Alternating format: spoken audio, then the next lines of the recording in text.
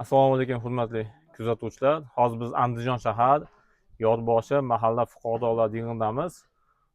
Opamiz video murojaat chiqishlari bor ekan, shunga iltimos qildi, keldik. Assalomu alaykum. Opa yaxshimisiz? Siz charchamayapsizmi? Video murojaat qilish so'rab murojaat qildik, shuning uchun keldik. Opa, nima maqsadda kimga video murojaat qilmoqchisiz opa? Men hozir Ism familiyangizni aytsangiz. Men Tillaboyeva Arofat. Aha. Yorboshida 1-xonadonda yashayman. 1-aprel kuni shu uyimiz xonadon yonib ketgan, hech nimasiz, hatto bitta ro'molchasiz qolganmiz.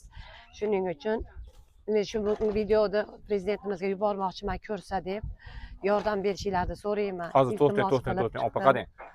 Prezidentimizga murojaat qilishdan oldin o'zimizni Andijon viloyatidagi davlat tashkilotlariga murojaat qildingizmi yordam so'rab? Mahalla komitetlariga, mahalla yettiligiga yordam qildim, yordam qilib chiqdim. Yordam so'rab chiqdingiz? Yordam so'rab chiqdim. Mana Andijon shahar hokimligiga yordam qilib so'rab chiqdim. Qachon murojaat qildingiz? Mana 10-aprel kuni. Ko'rsam bo'ladimi? Yordam so'rab chiqqanman 10-aprel kuni. Andijon shahar hokimiga ariza bilan murojaat qilyapti 10-aprel kuni. Hurmatli kuzatuvchilar, mana ko'rib turibsizlar. Kimdir bog'landimi bu bo'yicha? Telefon qildimi? Yo'q, telefon ham qilgan yo'q, xabar ham olgan yo'q. Uyingizga ham keldimi bir daftar? Hokimiyatga hech kim aloqaga chiqqan yo'q. Aloqaga chiqqan. Yana kimga murojaat qildingiz opa? Yana mana Andijon shahar xalq qabulxonasining mudiriga qildim. Birinchi? Mana. Unga ham 10-aprel kuni ariza bilan chiqqanman. Hurmatli kuzatuvchilar, 10-aprel kuni Andijon viloyat xalq qabulxonasining rahbariga murojaat qilibdi. Yozma ravishda. Kimdir telefon qildimi bu bo'yicha? Yo'q, telefondan qilmadi, xabar ham olmadi. ham keldimi? Yo'q, hech kim kelmadi. Yana kimga murojaat qildingiz? Yana mana Andijon shahar inson ijtimoiy xizmatlar markazi rahbariga qildim. Mana unga ham ariza bilan chiqqanman 10-aprel kuni.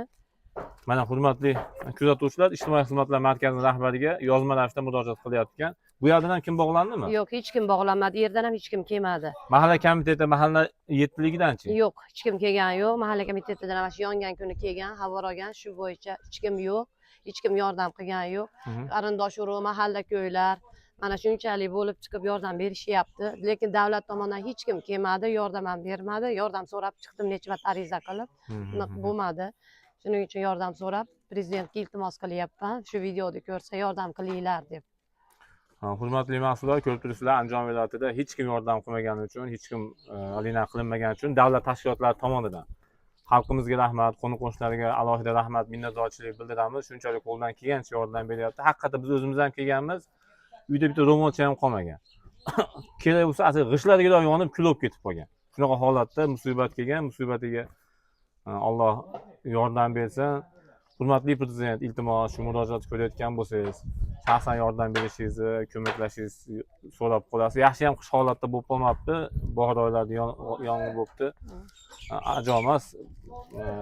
Tegishli mas'ullar video murojaat eshitib, qo'ldan kelgancha yordam bersa, umid qilib qolamiz. Videoda ko'rayotganlar klass kommentariyada yozib ketish, o'z fikringizni yozib ketishingizni xohlaymiz. Agarda ko'mak yordam beradiganlar uchun opamizni shaxsiy telefon nomerini, plastik kartalarni qo'yib qo'yamiz. Qo'ldan kelgancha kimda qanaqa yordam bo'ladigan bo'lsa, bemalol o'zlari bilan bog'lanib, qo'lingizdan kelgancha yordam berasizlar degan umiddamiz. Opajon, rahmat katta sizga. Rahmat sizlarga.